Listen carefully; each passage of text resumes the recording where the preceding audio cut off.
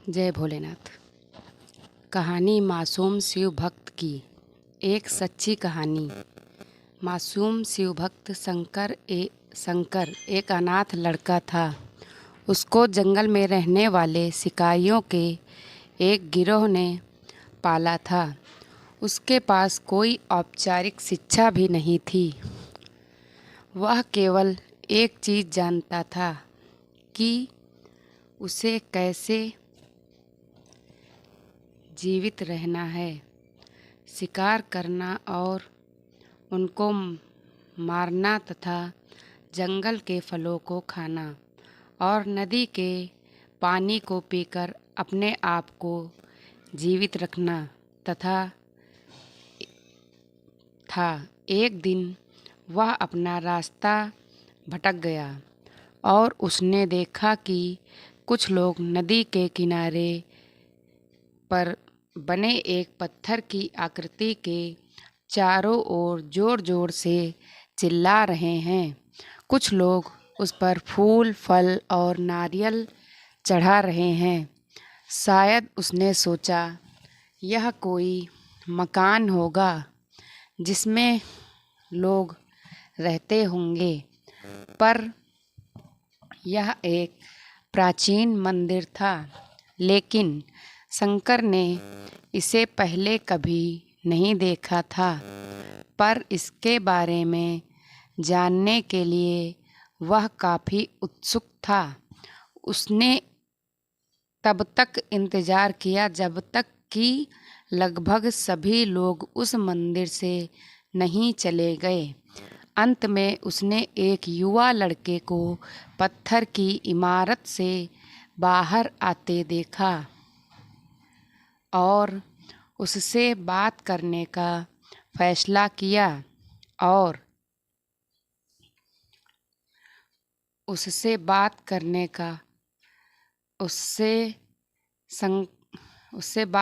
का फैसला किया और शंकर ने उससे अपने मन में आए कई सवाल पूछे। उसका पहला प्रश्न था, इस इमारत को क्या कहा जाता है? लोग अपने साथ क्या लाते हैं? फिर उन चीज़ों को अंदर वाली इमारत में क्यों छोड़कर वापस आ जाते हैं? चीज़ों को अपने साथ लाना और उन्हें अंदर छोड़कर वापस चले जाने पर वह लड़का शंकर की अज्ञानता व मासूमियत पर बहुत ही हैरान था और उसके सवालों से चकित भी था। पर यह वह नहीं जानता था कि वह पास के जंगल में रहता है और शिकार करके ही अपना जीवन यापन करता है। लेकिन फिर भी उसने उसके सवालों के जवाब देने की पूरी कोशिश की। उसने शंकर को बताया, यह भगवान शिव का मंदिर है। लोग यहाँ उन्हें फल और फूल चढ़ाने आते हैं। वे शिव भगवान से जो चाहते हैं वह मांगते हैं और शिव उनकी सभी की प्रार्थनाओं को सुनते हैं। यह सुनकर शंकर तुरंत मंदिर जाना चाहता था। लड़के ने उसे अंदर का रास्ता दिखाया और शिवलिंग के बारे में बताया। शंकर ने मासूमियत से लड़के से पूछा, यह शिवलिंग क्या चीज़ है और हमें क्या देता है?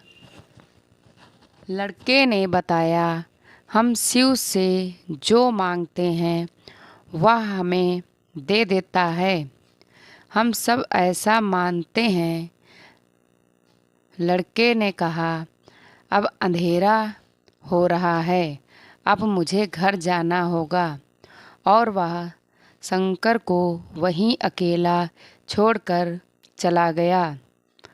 शंकर ने झिझकते हुए मंदिर में फिर से प्रवेश किया।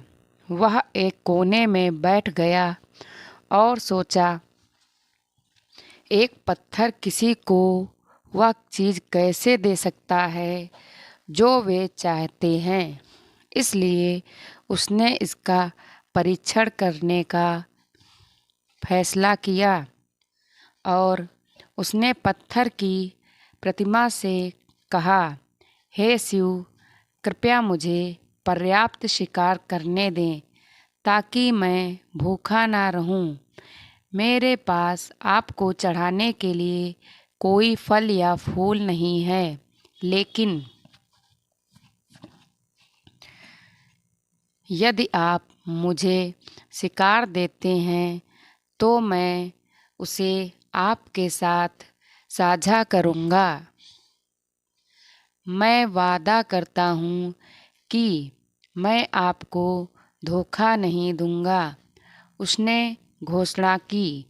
अगली सुबह शंकर शिकार करने गया। उसने पूरे दिन शिकार की तलाश की, लेकिन उसे कोई शिकार नहीं मिला। वह भूख से तिलमिला रहा था। वह काफ़ी निराश हो गया क्योंकि उसे कोई शिकार नहीं मिला था। दोपहर हो चुकी थी। अब उसे लगने लगा कि मंदिर के लड़के ने उससे झूठ बोला था। फिर भी उसने शिकार जारी रखा। जैसे ही शाम हुई, उसने 2 खरगोश को अपने बिल में से आते देखा। शंकर ने उन खरगोशों को मार डाला।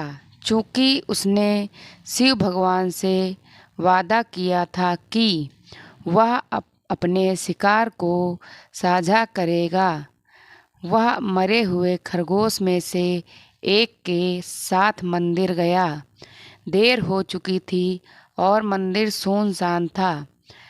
शंकर ने मंदिर में प्रवेश किया और जोर से कहा, कृपया आओ, अपना हिस्सा ले लो प्रभु, आपके लिए मैं लाया हूँ। वह वहाँ बैठ गया और अंधेरा होने तक प्रतीक्षा करने लगा, लेकिन भगवान प्रकट नहीं हुए।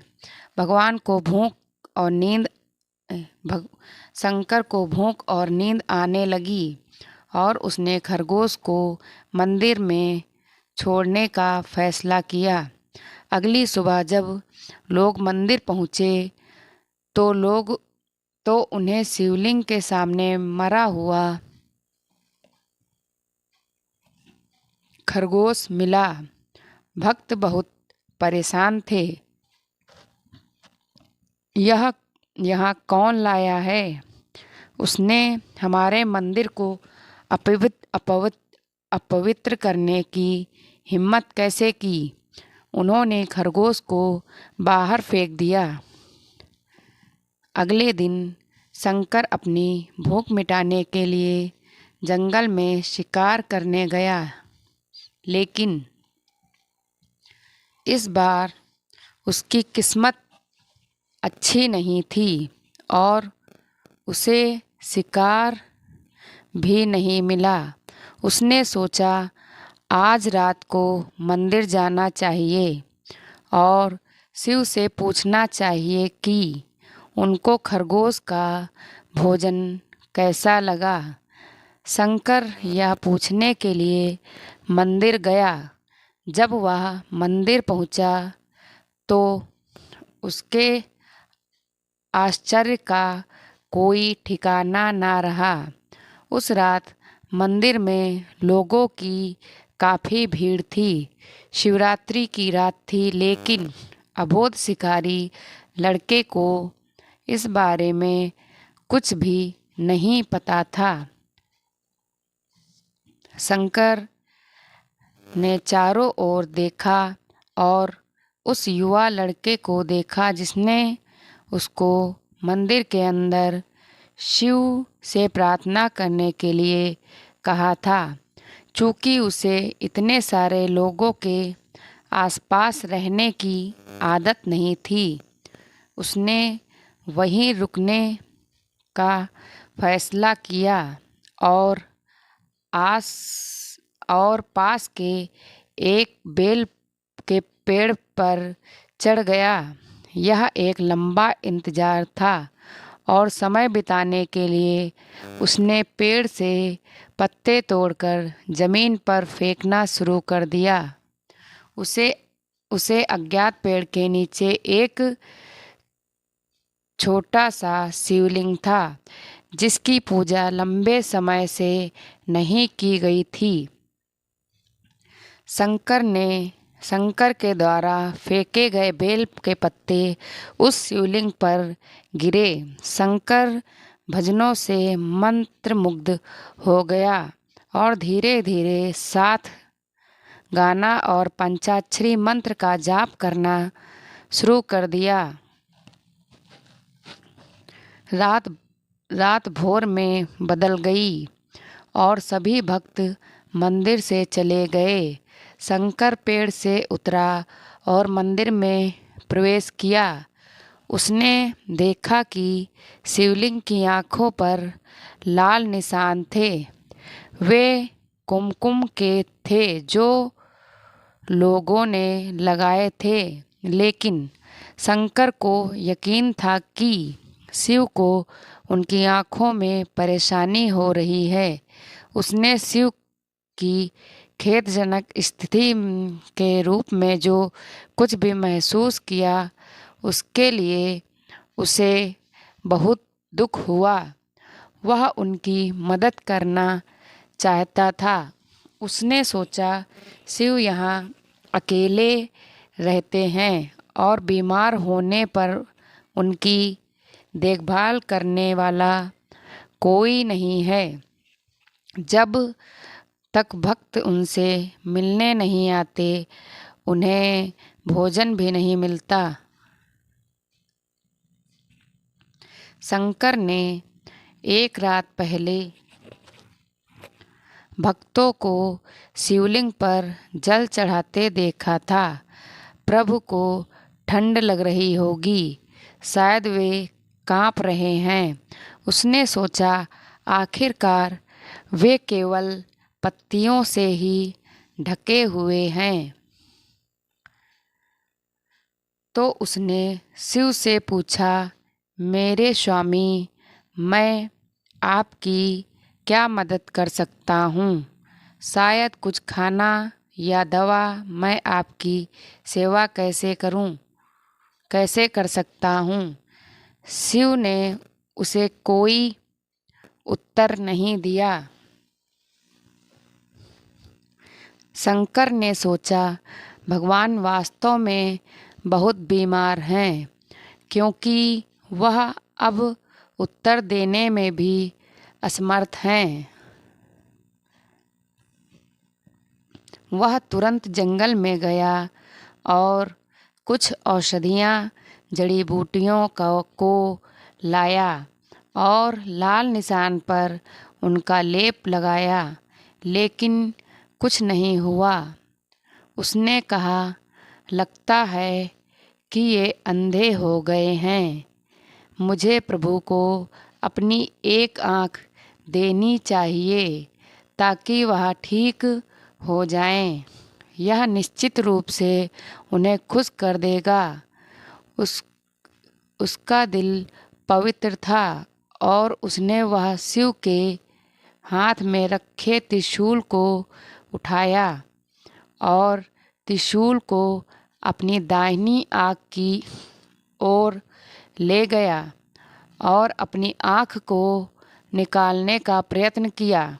शंकर अनपढ़ था।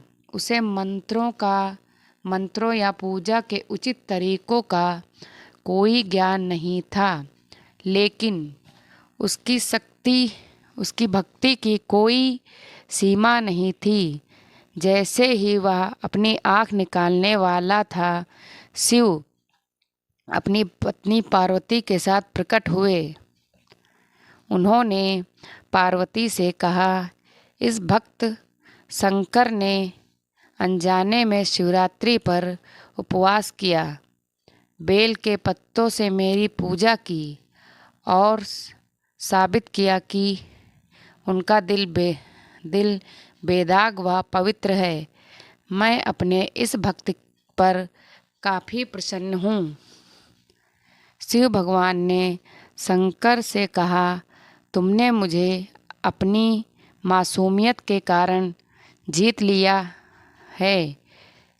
प्रभु ने मुस्कुराते हुए कहा, लोग मुझसे हर समय झूठे वादे करते रहते हैं और कुछ न कुछ मुझसे मांगते रहते हैं, पर जैसे ही उन्हें मुझसे मांगी चीज़ मिल जाती है तो वे मुझे भूल जाते हैं।